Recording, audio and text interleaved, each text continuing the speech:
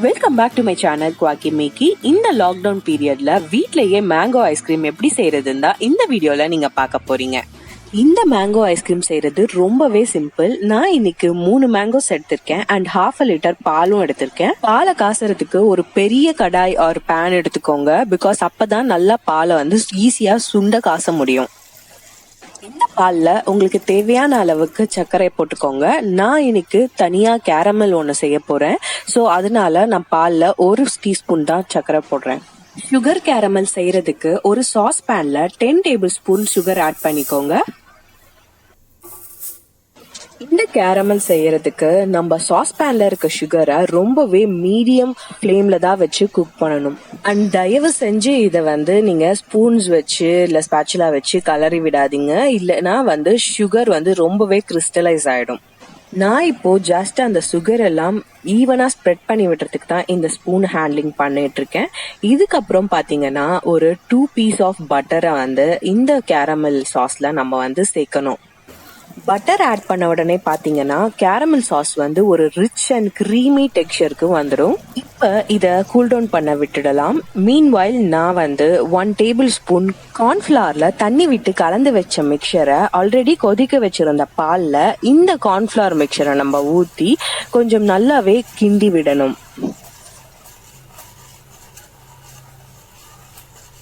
இந்த பால் நல்லாவே திக்கன் ஆயிடுச்சு. இந்த பால்ல ஆல்ரெடி ஸ்மாஷ் பண்ணி வச்சிருந்த அந்த 3 மேங்கோ பல்ப்பை நான் ஆட் பண்ணி நல்லாவே மிக்ஸ் பண்ணணும்.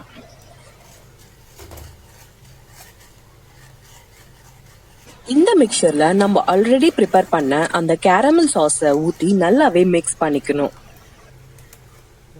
இந்த மாதிரி ஒரு கன்சிஸ்டன்சி வரும்போது நீங்க ஸ்டவ் ஆஃப் பண்ணிடுங்க அண்ட் நல்லாவே கூல் பண்ண விடுங்க. ஸோ இது கூல் ஆனதுக்கு அப்புறம் என்கிட்ட இருந்த ஐஸ் ட்ரேல இந்த மிக்சரை நான் டிரான்ஸ்ஃபர் பண்ணி அந்த ஐஸ் ட்ரேவை ஒரு டபுள் டேப் பண்ணீங்கன்னா உள்ள இருக்க ஏர் பபிள்ஸ்லாம் டிஸப்பியர் ஆகி ஈவனா செட் ஆயிடும். அதுக்கப்புறம் உங்க ஃப்ரிட்ஜ்ல நல்ல லோவஸ்ட் டெம்பரேச்சரா செட் பண்ணி ஒரு 3 ஹவர்ஸ் கிட்ட இதை ஃப்ரீஸ் பண்ண அப்படியே விட்டுருங்க.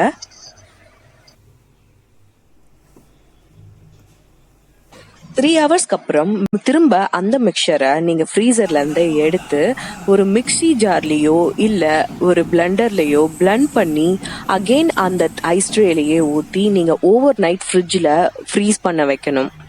நைட் எல்லாம் நல்லா செட் ஆயிடுச்சு. அதுக்கப்புறம் மார்னிங் நீங்க ஒரு பாத்திரத்திலயோ ஒரு பிளேட்லயோ ஒரு வார்ம் லெவல் வாட்டர் எடுத்துக்கிட்டு அதுல இந்த ஐஸ் ட்ரேவை வச்சிங்க அப்படின்னா சைடு எல்லாம் கொஞ்சம் உருகி நமக்கு ஐஸ் செமையா செட் ஆகி வெளியில வரும்.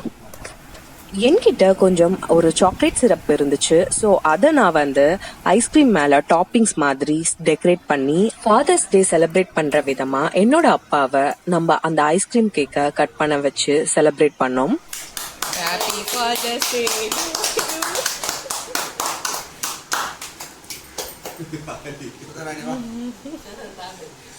ரொம்பவே அழகா அண்ட் ரொம்ப யம்மியா வந்துச்சு அந்த ஐஸ்கிரீம். நீங்களும் இந்த மாதிரி ஒரு ஹோம்மேட் ஐஸ்கிரீமை வீட்லயே ட்ரை பண்ணி எப்படி வந்துச்சுன்னு கமெண்ட் பாக்ஸ்ல கமெண்ட் பண்ணுங்க. இந்த வீடியோ உங்களுக்கு பிடிச்சிருந்தா மறக்காம லைக் அண்ட் சப்ஸ்கிரைப் பண்ணிடுங்க. Thank you friends.